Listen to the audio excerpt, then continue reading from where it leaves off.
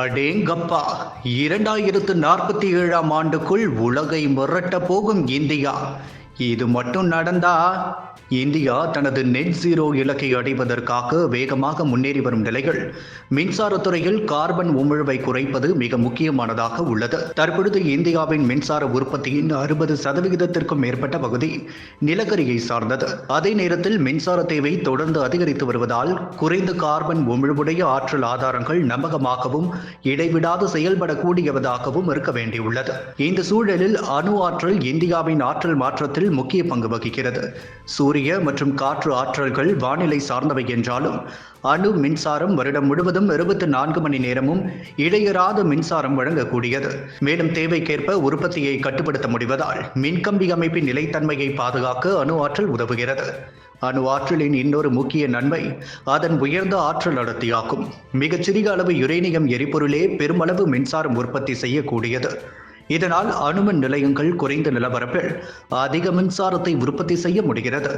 மக்கள் அடர்த்தி அதிகமான இந்தியா போன்ற நாடுகளுக்கு இது பெரிய பலமாகும். மேலும் அணு ஆற்றல் குறைந்த எரிபொருள் தேவை மற்றும் பாதுகாப்பான விநியோக சங்கிலி கொண்டது. இந்தியாவின் உள்நாட்டு தொழில்நுட்பங்கள் மற்றும் சர்வதேச கூட்டாண்மைகள் நீண்டகால ஆற்றல் பாதுகாப்பை உறுதி செய்கின்றன. இதற்கு மாறாக சூரிய ஆற்றல் உற்பத்தி பல பகுதிகளில் வெளிநாட்டு விநியோக சங்கிலிகளை குறிப்பாக சீனாவை அதிகமாக சார்ந்துள்ளது.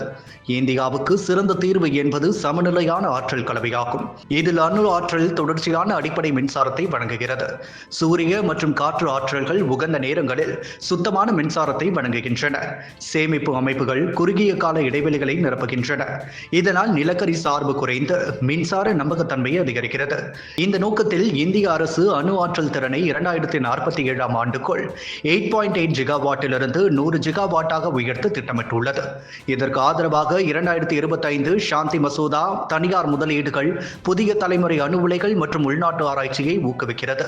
மொத்தத்தில் இந்தியாவின் கார்பன் குறைப்பு பயணத்தில் அணு ஆற்றல் ஒரு விருப்பம் அல்ல, அவசியம். இது புதுப்பிக்கத்தக்க ஆற்றல்களை ஆதரித்து நிலையான பாதுகாப்பான மற்றும் குறைந்த கார்பன் மின்சார அமைப்பை உருவாக்க உதவுகிறது.